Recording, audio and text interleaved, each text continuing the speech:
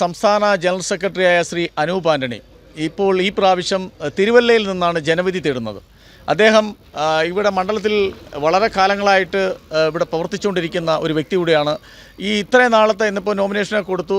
അപ്പോൾ അതെല്ലാം കഴിഞ്ഞു. വീടുകൾ കയറി ഇറങ്ങി ഓരോ വോട്ടർമാരെയും കണ്ടെത്തി വോട്ട് ചോദിക്കുന്ന തിരക്കിലാണ് ശ്രീ അനൂപ് ആൻ്റണി.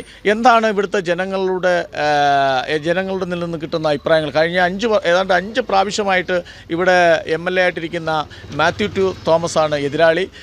ഇപ്പോൾ ഡബിൾ എൻജിൻ സർക്കാർ പോലെ ഡബിൾ എൻജിൻ MLA വരുമെന്നുള്ള രീതിയിലാണ് ഇവിടെ പ്രചരണങ്ങളും ജനങ്ങളും ഒക്കെ പറഞ്ഞത്. എന്താണ് ഈ ജനങ്ങളെയൊക്കെ കണ്ടെത്തിയപ്പോൾ മനസ്സിലാക്കാൻ പറ്റുന്നത്? അവരുടെ നിന്നുള്ള അഭിപ്രായങ്ങളും ഒക്കെ എങ്ങനെയാണ്?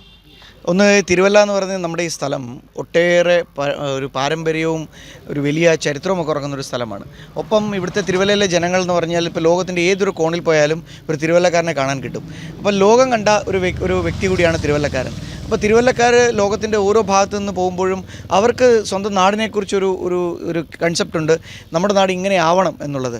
എന്നോട് മല്ലപ്പള്ളിയിലുള്ള ഒരു NRI കുടുംബം പറഞ്ഞത് എൻ്റെ മനസ്സിൽ അതിങ്ങനെ സ്ട്രൈക്ക് ചെയ്ത് നിൽക്കുന്ന ഒരു കാര്യമാണ്. അവർ പറഞ്ഞത് അവർ 25 വർഷം മുമ്പ് തിരുവല്ല വിട്ടുപോയി അമേരിക്കയിൽ താമസമായി തിരിച്ച് നാട്ടിലേക്ക് മടങ്ങി വന്നു താമസിക്കാൻ. അവരുടെ മനസ്സിൽ ഉണ്ടായിരുന്നൊരു വിചാരം, ഞങ്ങൾ തിരിച്ചു വരുമ്പോൾ തിരുവല്ല അടിമുടി മാറിയിട്ടുണ്ടാവും, കണ്ടാൽ പോലും തിരിച്ചറിയാൻ പറ്റാത്ത രീതിയിലായിട്ടുണ്ടാവുമെന്ന് അവർ പറഞ്ഞത്.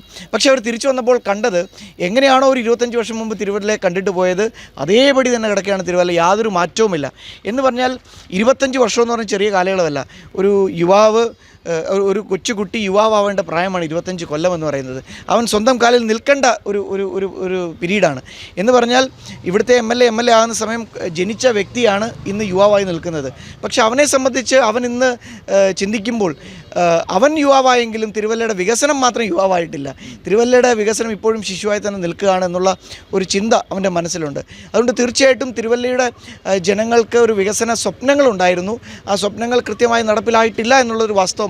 പക്ഷേ എന്നിരുന്നാലും എന്നോട് കാണുന്ന യുവാക്കളെല്ലാം പറയുന്നത്, ചേട്ടാ കഴിഞ്ഞത് കഴിഞ്ഞു, ഇനി നമുക്ക് തുടങ്ങാം. കഴിഞ്ഞ 20 വർഷമല്ല ഇനി ചിന്തിക്കേണ്ടത്, ഇനിയുള്ള 20 വർഷമാണ് നമുക്ക് ചിന്തിക്കേണ്ടതെന്നാണ് തിരുവല്ലയിലെ ജനങ്ങൾ പറയുന്നത്. അതുകൊണ്ട് തന്നെയും തിരുവല്ലയിലെ ജനങ്ങൾ, പ്രത്യേകിച്ച് യുവാക്കൾ, സ്ത്രീകളെല്ലാം ഒറ്റക്കെട്ടായി ഇത്തവണ ഒരു മാറ്റത്തിന് വേണ്ടി നിൽക്കുകയാണ്. ഇങ്ങനെയല്ല നമ്മുടെ തിരുവല്ല നിൽക്കേണ്ടത്. ഇതിലുമൊക്കെ മികച്ച ഒരു തിരുവല്ലയിലേക്ക് ആ ഒരു സ്വപ്നം കണ്ടുകൊണ്ട് നമുക്ക് മുമ്പോട്ട് പോകണമെന്നാണ് ജനങ്ങൾ പറയുന്നത്. ഇതാണ് എനിക്ക് നൽകുന്ന ആത്മവിശ്വാസം. യുവാക്കളായൊരു വാർദ്ധക്യത്തിലേക്ക് എത്തുന്ന ഒരു കാലഘട്ടമാണ് 25 വർഷം എന്ന് പറഞ്ഞാൽ. അതേപോലെയാണ് തിരുവല്ല 25 വർഷങ്ങൾക്ക് മുമ്പുണ്ടായിരുന്നത് പോലെയാണ്. ഒരു മാറ്റവും കാണാത്ത ഒരു തിരുവല്ല.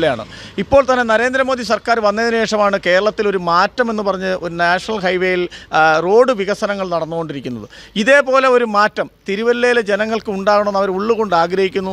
പുതിയ തലത്തിൽ അല്ലെങ്കിൽ പുതിയ ഈ തെരഞ്ഞെടുപ്പിൽ BJPയുടെ NDAയുടെ കാൻഡിഡേറ്റായിട്ട് മത്സരിക്കുന്ന ശ്രീ അനൂപ് ആൻ്റണിയെ ജയിപ്പിച്ചു വിട്ടു കഴിഞ്ഞാൽ തീർച്ചയായിട്ടും ഈ നാഷണൽ ഹൈവേകൾ വികസിച്ചതുപോലെ, രാജ്യത്ത് റെയിൽവേ സ്റ്റേഷനുകൾ വികസിച്ചതുപോലെ, അതേപോലെ നിരന്തരം വികസനം ഉണ്ടാകുന്ന ഈ നാട്ടിലെ ജനങ്ങൾ ഇവിടെ ജീവിക്കാതെ അന്യനാട്ടിൽ പോയി ജീവിക്കേണ്ട സ്ഥിതിവിശേഷം ഉണ്ടായതുപോലെ ആയിരിക്കില്ല ഇനി ഇവിടെ മാറ്റമുണ്ടായാൽ. ഇവിടെ ജനിച്ചവർക്ക് ഇവിടെ തന്നെ ദൈവത്തിൻ്റെ സ്വന്തം നാട്ടിൽ തന്നെ ജനിച്ച് മരിക്കാം. അതിനുള്ള സമ്മതിദാന അവകാശം ഈ അനൂപ് ആൻ്റണിക്ക് ചെയ്യണം, അല്ലെങ്കിൽ ചെയ്യുമെന്നാണ് ഇവിടുത്തെ ജനങ്ങളുടെ അഭിപ്രായം. അദ്ദേഹം അത് തന്നെയാണ് പറയുന്നത്. തീർച്ചയായിട്ടും അദ്ദേഹം വളരെ തിരക്കുള്ള ജനങ്ങളെ, ഓരോ വോട്ടർമാരെയും കണ്ട് അഭ്യർത്ഥിക്കുന്ന തിരക്കിനിടെയാണ് നമ്മളൊപ്പം കണ്ടത്.